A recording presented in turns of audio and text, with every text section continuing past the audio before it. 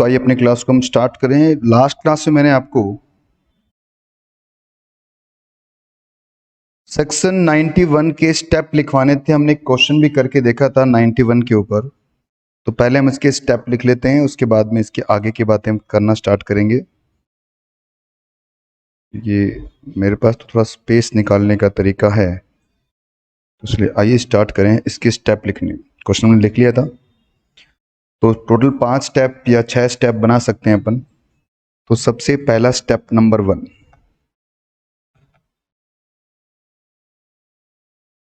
Step 1 में आप क्या करेंगे? स्टेप 1 में आप करेंगे बच्चों कि जो भी आपकी इनकम है, चाहे वो फॉरेन की इनकम हो चाहे वो इंडिया की इनकम हो, उस इनकम को आप क्या करोगे? कंप्यूट करोगे, उस पर टैक्स निकालोगे।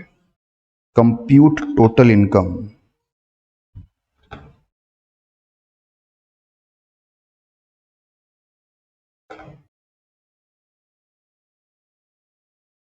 ठीक है,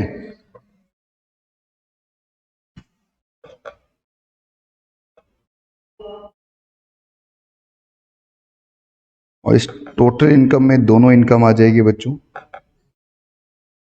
चाहे वो आपकी इंडिया की हो, इंडियन इनकम, या फिर हो चाहे आपकी वो फॉरेन इनकम। दोनों के दोनों इनकम इसमें आ जाएगी। पहले स्टेप में आपको ये करना है। फिर आएगा आपका स्टेप नंबर 2। स्टेप नंबर 2 में जो इनकम आपने निकाली है, उस इनकम पर आप gross tax liability find out करेंगे। Find out gross tax liability of step 1। Step 1 की gross tax liability find out करोगे आप। ग्रोस टैक्स लायबिलिटी का मतलब क्या होता है? That is tax before, before नहीं, टैक्स बिफोर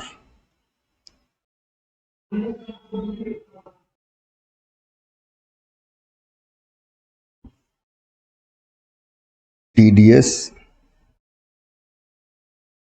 टीसीएस या कोई रिलीफ है।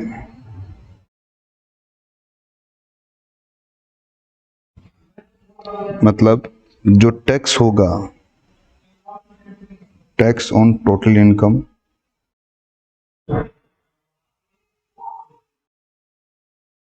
ठीक है, उसमें आप ऐड क्या करोगे? आप सेस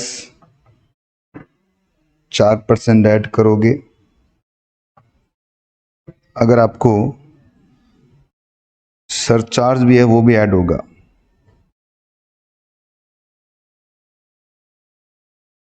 सरचार्ज भी इसमें एडेड रहेगा अगर वो एप्लीकेबल है तो, ठीक है। तो ये जो जोड़ते हो आप, इसको नाम दिया गया है बच्चों gross tax liability. Step number 2 में इसको कैलकुलेट करना आपको, ये होता है ग्रोस टैक्स लायबिलिटी। ये है आपका ग्रोस टैक्स लायबिलिटी। इसके बाद में आप निकालेंगे अपना स्टेप नंबर 3। देखिए स्टेप नंबर हम जो पढ़ रहे हैं, क्योंकि जब तक हम क्वेश्चन हमने किया, हमने सब सीखा करना क्या था। अब इसके स्टेप पढ़ने आसान है, क्योंकि मुझे अब इसमें कुछ बताना नहीं पड़ रहा, बस थोड़ा थोड़ा इसको एक्सप्लेन कर रहा हूँ, आपको समझ में आ रहा है। तो थर्ड नंबर स्टेप में हम क्या देखेंगे? फाइंड आउट करेंगे average rate of tax.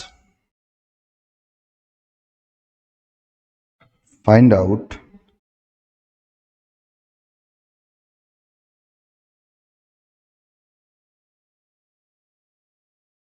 Average rate of tax.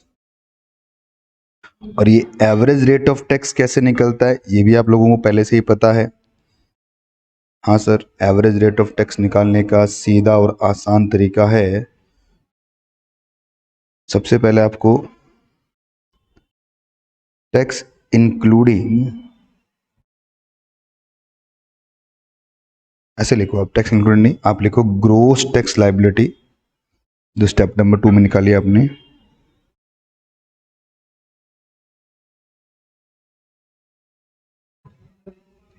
इसको डिवाइड करोगे आप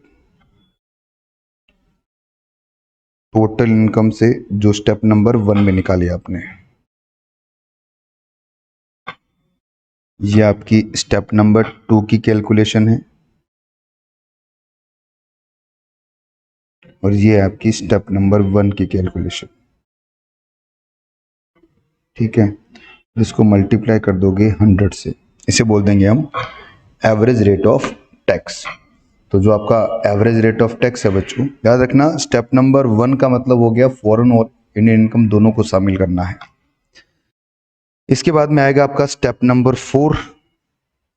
अभी हम स्टेप लिखेंगे, फिर हम आपको क्वेश्चंस और बताऊंगा आपको मैं, थोड़ा सा मुश्किल क्वेश्चन करेंगे, फिर और मुश्किल क्वेश्चन करेंगे, मॉडल के क्वेश्चंस करेंगे सारे के सारे। स्टेप नंबर 4 आपका है, आपको फाइंड आउट करना है बच्चों फॉरेन कंपनी का tax rate. Find out foreign company या फॉरेन टैक्स रेट, कंपनी थोड़ी यार, टैक्स रेट आएगा, फॉरेन टैक्स रेट। ये कैसे निकलेगा? इसमें दो चीजें हैं बच्चों, या तो ये गिवन होगा क्वेश्चन में, गिवन इन क्वेश्चन, या फिर क्या होगा बच्चों, कैलकुलेट करने के लिए जो भी आपका टैक्स पेड किया, जो आपने tax paid in foreign country,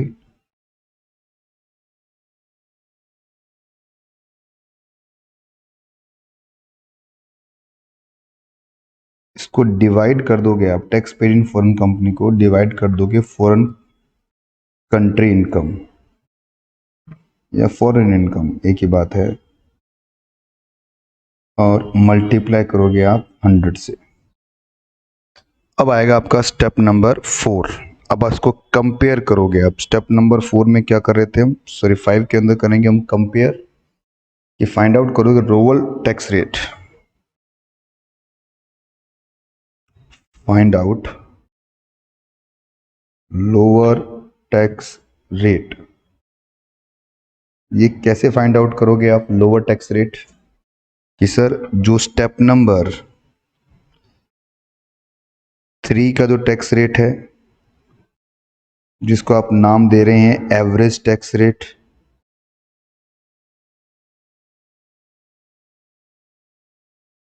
ठीक है, और जो स्टेप नंबर 4 का टैक्स रेट है,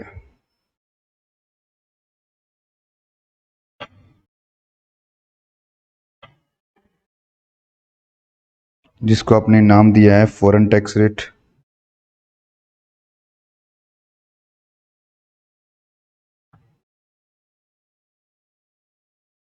इन दोनों में जो भी लोअर होगा वो क्या हो जाएगा आपका एग्जम्प्ट, सॉरी, उसी लोअर को आप क्या करोगे, फिर स्टेप नंबर 6 में आप रिलीफ निकालोगे अंडर सेक्शन 91 की, जो कैसे निकलेगी कि जो फॉरेन इनकम है, इसको मल्टीप्लाई करोगे आप lower tax rate, lower tax से मल्टीप्लाई कर दोगे आप। लोअर टैक्स रेट आपने स्टेप नंबर 5 में निकाल लिया है, ठीक है ना। ये लास्ट क्लास में हमने क्वेश्चन भी कर लिया था इसके ऊपर, जल्दी से इसको नोट कर लीजिए आप।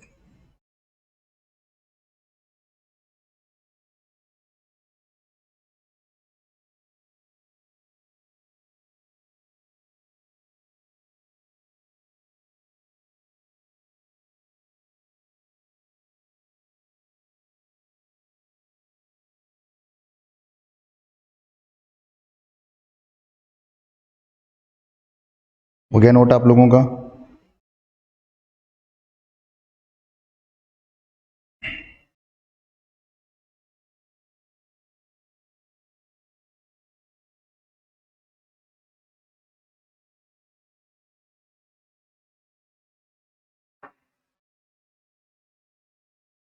क्या नोट कर लिया आपने?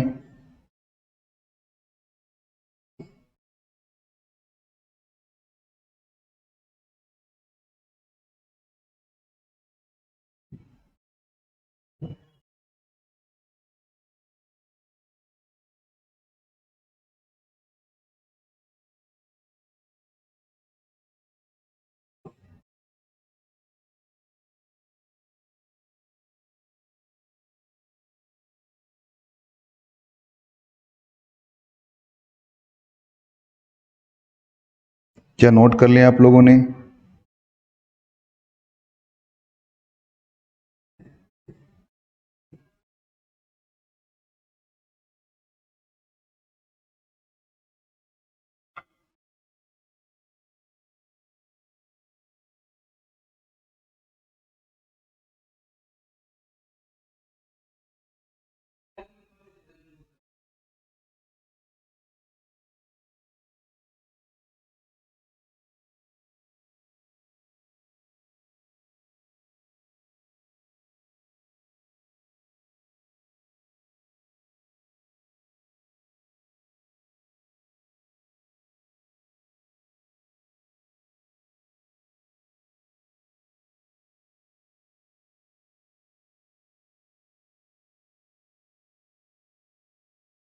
चलिए बढ़ते हैं आगे।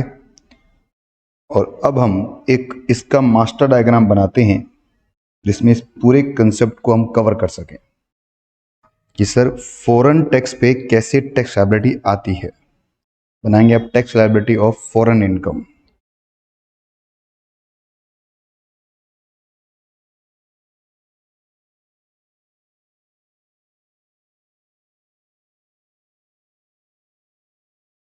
फॉरेन इनकम की टैक्स लायबिलिटी कैसे होती है बच्चों, वो हम सीखने जा रहे हैं।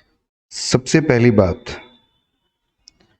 कि जो एसएससी होगा वो या तो रेजिडेंट होगा या वो नॉन रेजिडेंट होगा। ठीक है। If SSC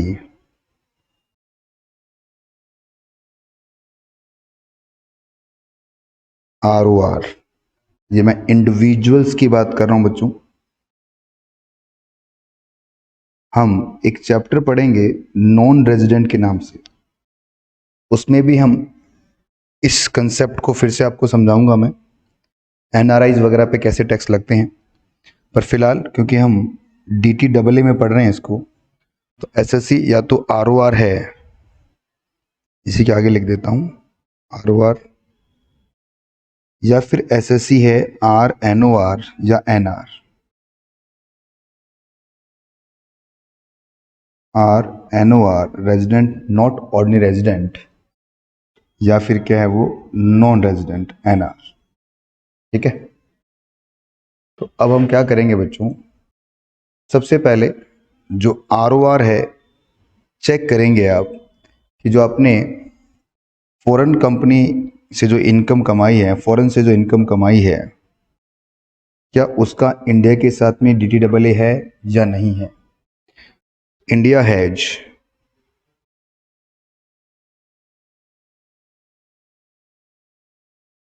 DT double A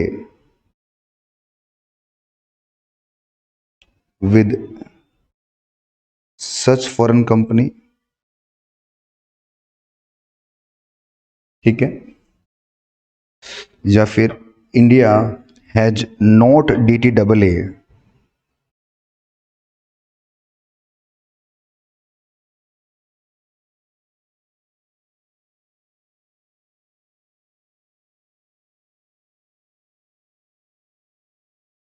with such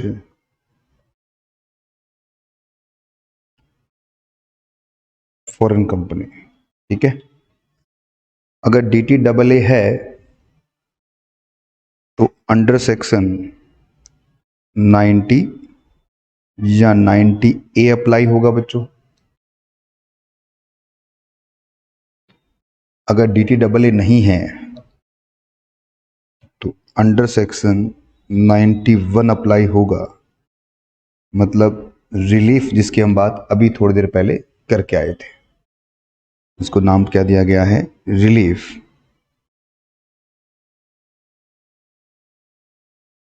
under DTR। ठीक है,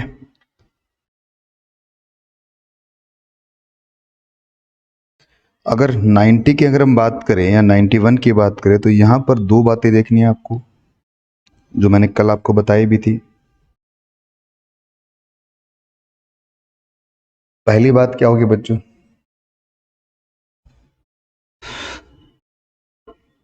सच इनकम, दो रूल है बेटा। एक रूल कौन सा आपका, सोर्स रूल, और एक है रेजिडेंट रूल। तो अगर ये इनकम इंडिया में टैक्सेबल नहीं है, सच इनकम नॉट टैक्सेबल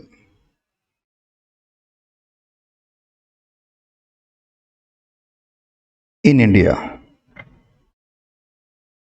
क्योंकि इसने सोर्स रूल लगा दिया होगा। तो ये अंडर सेक्शन 90 ये कहता है कि सर वो इनकम इंडिया में टैक्सेबल नहीं होगी, क्योंकि आपने सोर्स रूल से या रेजिडेंट रूल से टैक्सेबल कर दिया। या फिर क्या होगा बच्चों, ये है काम की बात जो अब लिखने जा रहा हूं। या फिर क्या होगा, such foreign income taxable in India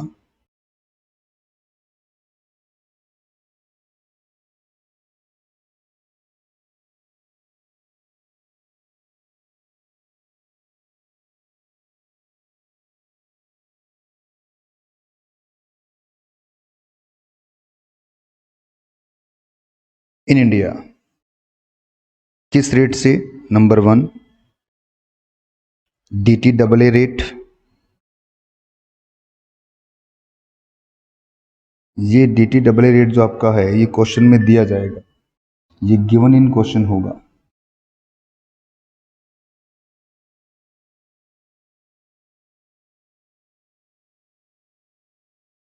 ठीक है, या फिर दूसरा रेट कौन सा आएगा बच्चों, इन दोनों में से लोअर देखना है ना आपको। दूसरा रेट कौन सा होगा, average rate of tax.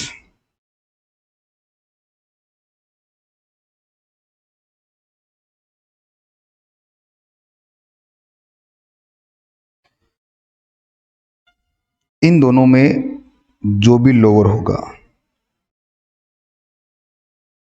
Lower will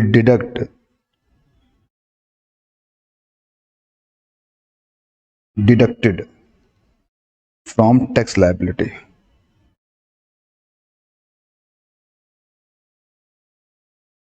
ठीक है, देखो, और ये बात कहां लिखी गई है, अंडर सेक्शन 90A में लिखी गई है। सर ये भी तो एक तरह से रिलीफ का ही काम कर रही है। देखो बेटा, बिल्कुल सेम टू सेम है, दो सेक्शन है, सेक्शन 90 है और 90A है। 90 तो क्या कहता है कि वो इनकम इंडिया में टैक्सेबल होगी ही नहीं। सोर्स रूल या फिर रेजिडेंट रूल के हिसाब से अगर कोई इनकम फॉरेन इनकम है तो वो वहां पे टैक्सेबल हो गई है फॉरेन में, तो इंडिया में फिर से टैक्सेबल करने की जरूरत ही नहीं है, बात ही खत्म कर दो आप। मतलब उसको लाओ मत टोटल इनकम के अंदर। पर 90A क्या बोलता है, उसको टोटल इनकम में ले आओ, और जब रिलीफ देने की बारी आएगी, जब आपको टैक्स अमाउंट कम करने की बारी आएगी, तो क्या बोल रहे हैं, या तो DTAA का रेट जो मेंशन होगा एग्रीमेंट के अंदर वो ले लो, या एवरेज रेट। इन दोनों में जो लोअर होगा उतना आपको रिलीफ मिल जाएगा। बट अगर आपका कोई DTAA एग्रीमेंट है ही नहीं तो 91 की रिलीफ आपको निकालनी पड़ेगी। 91 की रिलीफ कैसे निकलती है, जो भी फॉरेन कंपनी का रेट हो गया, ठीक है, या फिर कौन सा रेट आ गया आपका, एवरेज रेट, इन दोनों में से जो भी कम होगा वो आपको देखना पड़ेगा। ठीक है ना, ये तो हमने देख चुके हैं अपन। अब अगर SSC नॉन रेजिडेंट या फिर RNOR है तो बात ही खत्म है बच्चों, फिर तो क्या सच फॉरेन इनकम टैक्सेबल नहीं होगी। सच फॉरेन इनकम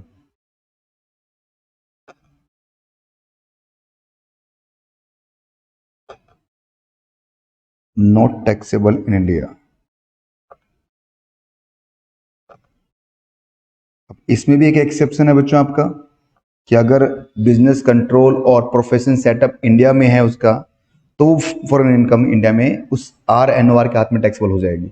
इन सब बातों को हम नॉन रेजिडेंट में फिर से देखने वाले हैं, तो यहाँ पर इसको हम नहीं देखने वाले। ठीक है ना, आप तो यहाँ पर इतना मान के चलिए कि वो इनकम इंडिया में फिर से टैक्सेबल अब नहीं होने वाली।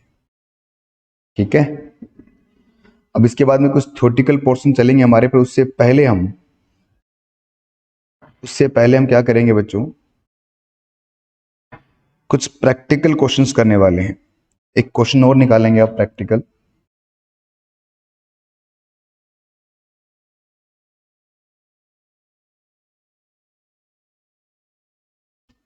लिखेंगे आप। चलो पहले मैं मॉड्यूलर क्वेश्चन करवाता हूँ, उसके बाद मेरा क्वेश्चन लिखवाऊंगा आपको मैं। थोड़ा सा हाई लेवल क्वेश्चन, हमारे मॉड्यूल में थोड़े आसान से क्वेश्चन है बच्चों, इसीलिए पहले हम हमारे मॉड्यूल के आसान आसान क्वेश्चन कर लेते हैं। एग्जाम में मॉड्यूल से ही क्वेश्चन आएगा, as it is same to same question छाप देगा बेटा। अमाउंट तक चेंज नहीं करता है, सीएमए के साथ यही तो खासियत है। मिस्टर ए है तो मिस्टर ए ही रखेगा उसे, अगर एक मॉड्यूल खुल जाए तो। जब तक ये मॉड्यूल खुलता है तब तक एक बार फिर से हम कंसेप्ट रिवाइज कर लेते हैं। कंसेप्ट क्या था हमारा, कि आपको टैक्स कैसे लगाना है, 91 की रिलीफ कैसे मिलेगी आपको, तो सीधी भाषा में इन्होंने बता रखा है। आ गया यार।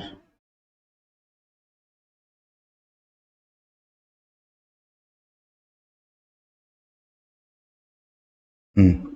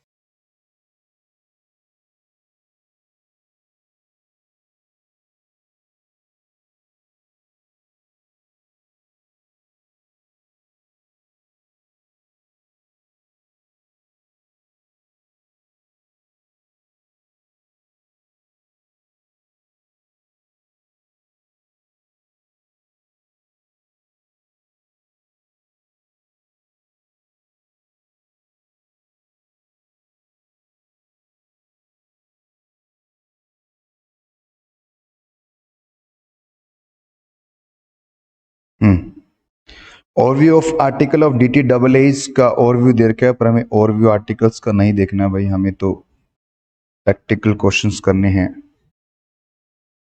सबसे पहले हम करेंगे इलस्ट्रेशन नंबर 1।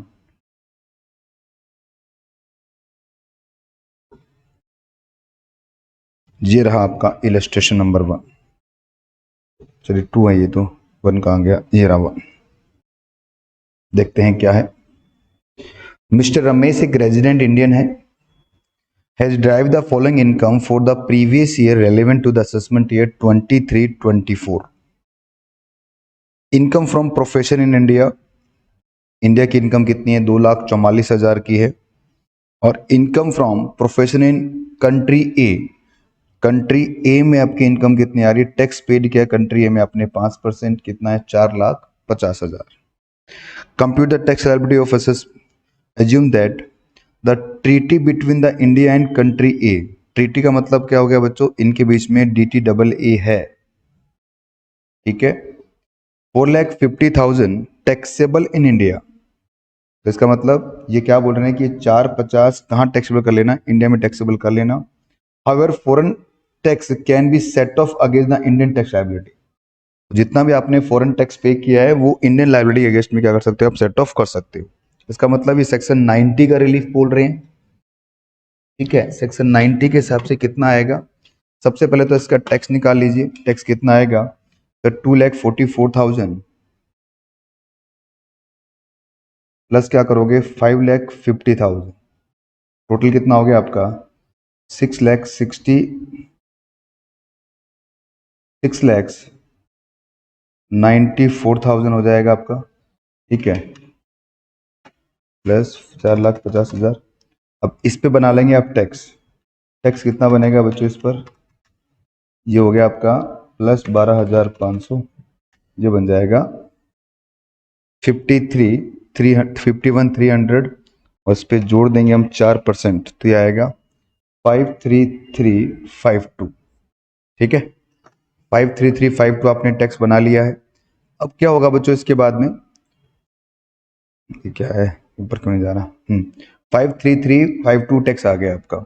अब ये बोल रहे हैं कि सर आपने कितना टैक्स पे किया है फॉरेन कंट्री में, ये भी चेक कर लो।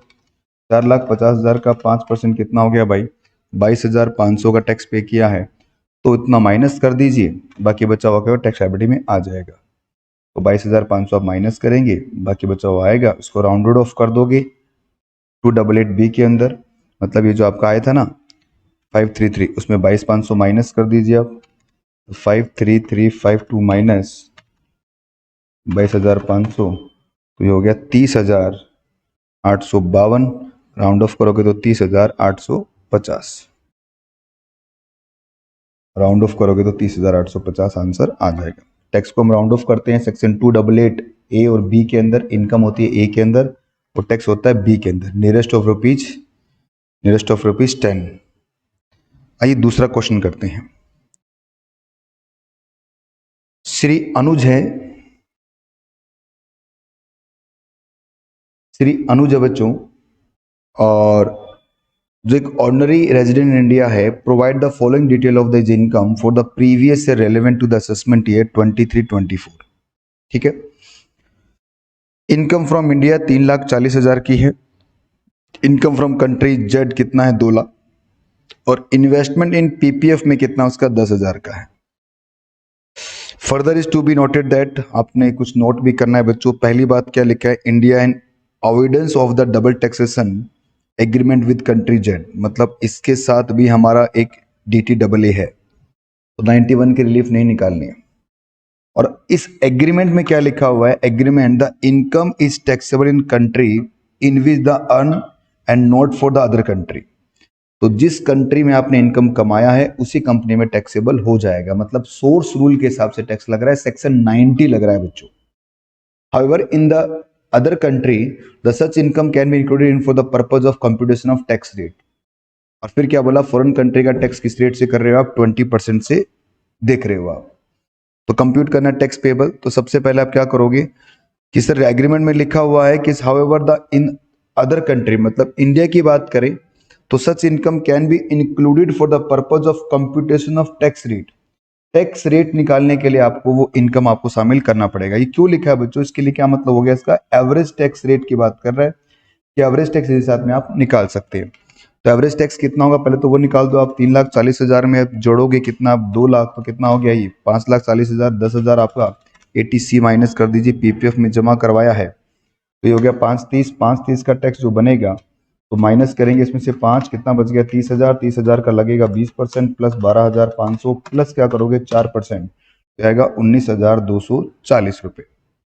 ठीक है, तो ये 19,240 रुपये जो है इसका एवरेज टैक्स निकाल दीजिए, 19,240 डिवाइडेड बाय इनकम कितनी थी 5,30,000 मल्टीप्लाई 100, तो आ जाएगा 3.3663%। ठीक है, तो अब ये रेट आपने निकाल लिया है, ये आपकी इनकम है बच्चों, टैक्स आपने निकाल लिया है बच्चों 19,540, और रेट कितनी निकाली आपने 3.63%। ठीक है, और 3.63% है रेट आपकी, और इनकम कितनी है फॉरेन के आपकी कितनी है भाई 2 लाख रुपए की, तो 2 लाख पर आप अप्लाई कर देंगे ये वाले रेट, ये सेक्शन 90 की रिलीफ आपको ये मिल जाएगी, और टैक्स पेबल कितना आएगा, इतना आ जाएगा। देखिए वैसे देखा जाए तो क्वेश्चन के अंदर सेक्शन 90 जरूर लिखा हुआ है। 90 सेक्शन क्या बोलता है कि सर अगर आपने किसी दूसरी कंट्री में टैक्स पे कर दिया तो इंडिया में टैक्स पे करने की जरूरत नहीं है।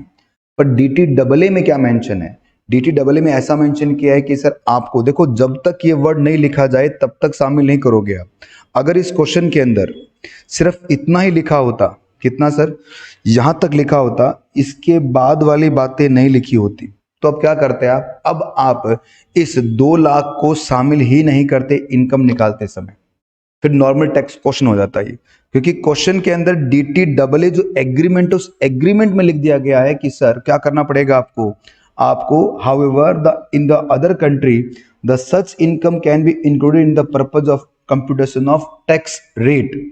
मतलब सर क्या हो गया, इस एग्रीमेंट में DTA में क्या बोल रहा है कि एवरेज टैक्स रेट निकाल लेना, या फिर जो भी आपका रेट रहेगा उतना क्रेडिट आपको मिलेगा। तो इन दोनों में से लोअर जो क्रेडिट मिल जाएगा आपको। एवरेज टैक्स रेट 3.63% था और ये कितना था 20%। मतलब जैसे आप सेक्शन 91 में क्रेडिट देते हैं ना, ये वैसा ही बन गया है बच्चों। हालांकि सेक्शन 90 है, 91 क्यों नहीं लिख रहा मैं, क्योंकि क्वेश्चन में साफ साफ लिखा हुआ है कि आपका उस कंट्री के साथ में एग्रीमेंट है। 91 कब आता है, जब एग्रीमेंट नहीं होता। ठीक है, चलो अगला क्वेश्चन देखते हैं अपन। 91 के रूल्स बने हुए हैं, ये परमानेंट एस्टेब्लिशमेंट वगैरह के, ये भी लिखवाना है मुझे, ये सारा रूल्स आपको लिखवाना है बच्चों। पर उससे पहले हमें एक छोटा सा क्वेश्चन और करना है बच्चों, तो उसको मिटाने की जरूरत क्या है। पढ़ते हैं क्वेश्चन क्या है कि मिस्टर साहा है जो एक रेजिडेंट इंडियन है, derive the following income for the previous year relevant to the assessment year 23-24। Income from profession कितना उसका 3,74,000। Royalty on books of foreign country कितना है बच्चों आपका 3 लाख, एलिजिबल फॉर 80 QQB। तो रॉयल्टी की इनकम कितनी है आपकी 5 लाख की है, जिसमें आपको 80 QQB मिल जाएगा बच्चों। और कितना मिलेगा 3 लाख रुपए का 80 QQB। तो टैक्सेबल रॉयल्टी कितनी होगी आपकी 2 लाख की तो हो गई। हाँ सर, आपको बताना है कि कंप्यूट करना है इनकम टैक्स लायबिलिटी, अज्यूमिंग करना है कि इंडिया के साथ में उसका कोई भी DTA नहीं था। तो इसका मतलब सेक्शन 91 की रिलीफ अब आपको निकालनी पड़ेगी। तो सबसे पहले तो नॉर्मल टैक्स निकाल लीजिए, कितना इनकम आ रहा है आपका, इनकम आ रहा है 3 और 2 5, 5 लाख, सॉरी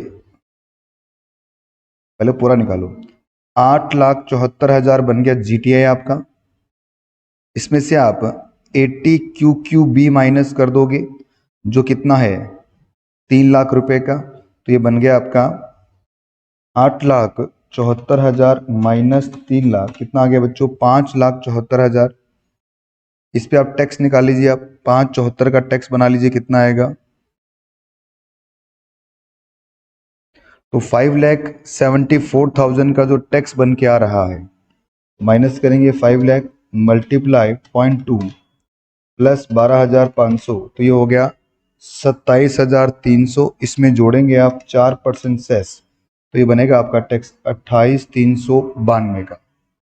ठीक है सर, अब आपको क्या करना है, अब आपको एवरेज रेट ऑफ टैक्स निकालना है। कितना average rate of tax 28,392 divided by 5,74,000 multiply 100। तो एवरेज रेट ऑफ टैक्स कितना आ गया आपका 5,74,000 मल्टीप्लाई 100, ये आ गया 4.946%। 4.946% आ गया एवरेज रेट ऑफ टैक्स आपका। अब इसके बाद में हमारे फॉरेन कंपनी का टैक्स रेट कितना चल रहा है आपका 20% चल रहा है। तो दोनों में लोअर कौन सा हो गया, यही लोअर हो गया, तो इतना एग्जाम्पशन आपको मिल जाएगा। तो ये टैक्स पेबल जो आपका है ना 28,392, इसमें से अब देखिए मुझे बताओ कि आपकी नेट टैक्सेबल इनकम कितनी है। 5 में से आपने 3 माइनस किया तो टैक्सेबल इनकम तो 2 ही लाख है ना, तो 2 लाख पर लगेगा बच्चों रिलीफ। 2 लाख पर रिलीफ मिलेगा कितना सर 4.946% के हिसाब से। तो 2 लाख का 4.946%। अब ये पॉइंट्स वगैरह में भी आ सकता है 28,392, तो 18,500 का आएगा आपका टैक्स पेबल। 18,500 का आ रहा है टैक्स पेबल, क्योंकि पॉइंट्स में आ रहा है बच्चों, इसलिए वो राउंड ऑफ होके 18,490 बन रहा है।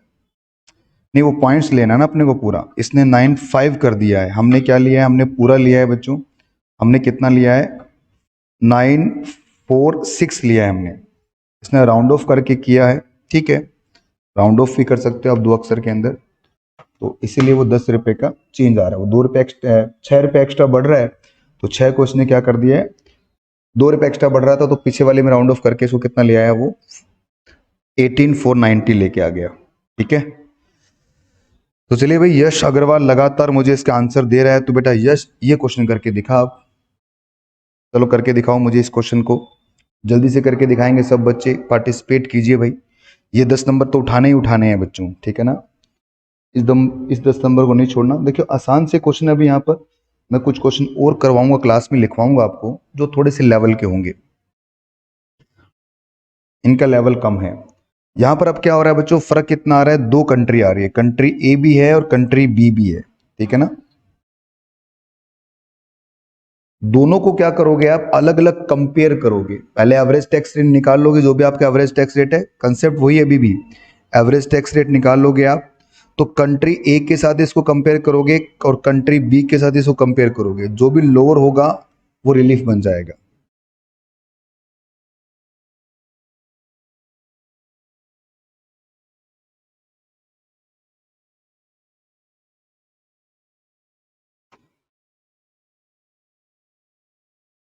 Income from business in India 27 lakh का है, income from business in country A which India has not agreement, मतलब सर इंडिया का कोई डीटी डबल इनके साथ में नहीं है, तो इसका मतलब क्या हो गया है, 91 का रिलीफ यहां मिलेगा। Income tax paid in country A में टैक्स कितना पे किया है, ये वाला। तो ये साफ पता चल रहा है कि आपने यहां पर कितना परसेंट टैक्स पे किया है। सर 5/15, तो आपने यहां पर 33.33% टैक्स पे किया है, ठीक है।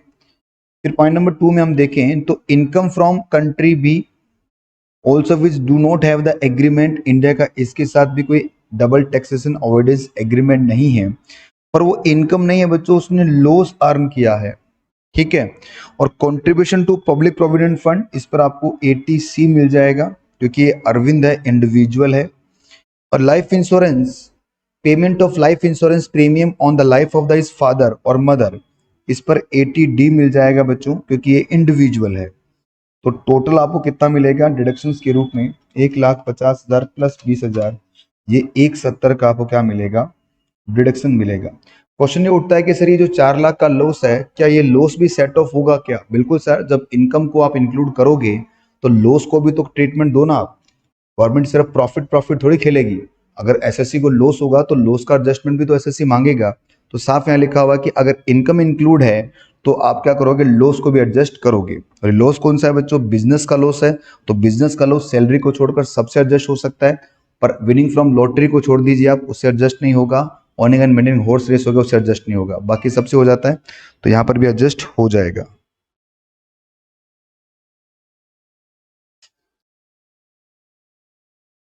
सबसे पहले टोटल इनकम निकाल लीजिए, फिर उस पर टैक्स बना लीजिए। टोटल इनकम बताओ कितना आएगा।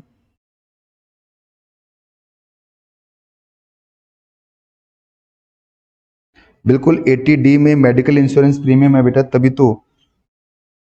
अच्छा, payment of life insurance premium है भाई, रुको रुको रुको रुको रुको, मुझे मेडिकल इंश्योरेंस देख लिया मैंने, रुको रुको रुको रुको रुको, एक मिनट, सही बोल रहा है वो।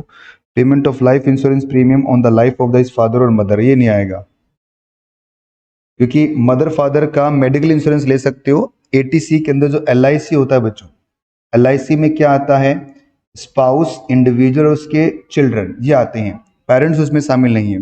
और वैसे देखा भी जाए तो 80C की लिमिट खुद कितनी है, 150 ही तो है, दोनों को मिला भी दोगे आप, गलती भी कर देते हो तो भी आंसर आपका ठीक हो ही जाएगा, क्योंकि 80C मैक्सिमम कितना मिलता है, 150 मिलता है। ये लाइफ इंश्योरेंस है, क्योंकि मैंने पेरेंट्स को देखकर मुझे लगा 80D बोल रहा है ये। करो बाकी। तो 27 लाख की आपकी इनकम है, फिर इसके अंदर आपने जोड़ा है 15 लाख, और फिर आपने इसमें से घटाया है 4 लाख रुपए, ये वाला माइनस कर दीजिए, फिर आपने घटाया है 1.5 लाख, ये आ गई total income. 27 plus 15 minus 4 minus 1.5, तो ये आ गया 36.5 लाख की इनकम। 36.5 लाख पे बना दो आप टैक्स, देखो ये रहा 36,50,000, इस पे बना दो आप टैक्स, ये बनेगा आपका टैक्स। कैसे बनेगा बच्चों, 10 लाख तक की इनकम पे बनेगा 1,12,500, बाकी बच गया कितना, 26 लाख की इनकम। तो 26 का 30% कितना हो गया, 7,80,000, प्लस क्या करोगे आप, 1,12,500, ये बन गया आपका कितना, 1,12,500, 1,12,500 प्लस 7,80,000, तो ये हो गया 892500। इसमें क्या जोड़ोगे बच्चों आप, सेस जोड़ दोगे। अरे यार 26.5 है, रुको रुको रुको, मैं भी गलत कर रहा हूँ, 26.5 है भाई ये। तो 26,50,000 का 30%, 7,95,000 होगा ये, 7,95,000 प्लस 1,12,000, 500, 907500 प्लस करोगे 4% सेस, तो ये बन जाएगा आपका 943800। ठीक है, तो ये आ गया आपका। और रेट कितना निकाला आपने, ये रेट निकाला है। वहाँ रेट कितना था, 33 का रेट था। लोअर कौन सा हुआ, यही रेट हुआ। अब ये रेट, इनकम कितनी आपकी 15 लाख की है, तो 15 लाख के ऊपर क्या करोगे आप, ये लोअर रेट अप्लाई कर दोगे जो है 25.86%। दूसरे वाले को तो देखने की जरूरत भी नहीं है। क्यों नहीं है दूसरे वाले को देखने की जरूरत, क्योंकि वहाँ इनकम तो है नहीं, वहाँ तो लॉस है। तो ये आ गया आपका 3878,900, ये आएगा रिलीफ। बहुत बढ़िया, ये आएगा रिलीफ आपका 387900। तो ये आएगा टैक्स पेबल आपका, माइनस करने के बाद राउंड ऑफ कर देना, तो ये आएगा आपका टैक्स पेबल। इलस्ट्रेशन नंबर जो अगला है आपका 5 नंबर, अगर आपके पास अभी किताबें वगैरह तो नहीं आई होंगी क्योंकि रजिस्ट्रेशन वगैरह अभी हुए नहीं होंगे आप लोगों के, तो इसका स्क्रीनशॉट ले लीजिए भाई। ठीक है, और आपको ये होमवर्क में देता हूं मैं, क्योंकि ये आसान से क्वेश्चंस है। कल हम क्या करेंगे, मैं बनाऊंगा यहाँ पर क्वेश्चंस थोड़े से अच्छे लेवल के क्वेश्चंस, और कल ही हम क्या करेंगे, स्कैनर के कुछ क्वेश्चंस भी सॉल्व करेंगे। ठीक है ना। सीएमए में आज तक जितने भी क्वेश्चन आए हैं, देखिए पैटर्न है बच्चों, सीएमए के जितने भी क्वेश्चन मॉड्यूल के हैं, सीएमए के जितने भी क्वेश्चन पास्ट ईयर एग्जामिनेशन के हैं, उसी में से 70 से 80% पेपर कवर होता है। तो हम सारे क्वेश्चन मॉड्यूल के भी और सारे क्वेश्चन स्कैनर के भी करके चलेंगे। ठीक है, जैसे एक टॉपिक हमने कंप्लीट किया, उस टॉपिक के सारे क्वेश्चन मॉड्यूल के कर दिए हमने, सारे क्वेश्चन स्कैनर के कर दिए। इससे रहेगा कि हाँ हमारा ये टॉपिक अब कवर हो गया है। मैं आपको अभी स्टडी नोट नंबर 6 पढ़ा रहा हूँ। कौन सा है ये study note number? Study note number अब चेंज हो गया ना, पहले तो ये 17 हुआ करता था, अब कितना है ये, अभी 12 हो गया, 12.3। तो स्टडी नोट नंबर 12 चल रहा है हमारा अभी ये। ठीक है, तो ये वाला क्वेश्चन आपको होमवर्क में अभी आप करेंगे, खुद से नहीं होगा कोई बात नहीं, मैं क्लास में करवा दूंगा आपको। पर अब क्योंकि इतना कंसेप्ट तो मैंने आपको डिलीवर कर ही दिया है कि आप ये क्वेश्चन अब कर पाओ, तो इसका मैं आंसर थोड़ा छुपा देता हूँ, तो इसको आप स्क्रीनशॉट ले लीजिए। और अब मिलते हैं हम अगली क्लास में। उस समय आपके पास इसका आंसर होना चाहिए, नहीं तो मैं आपको करवाऊंगा। तो आज के लिए इतना ही, बाय बच्चों।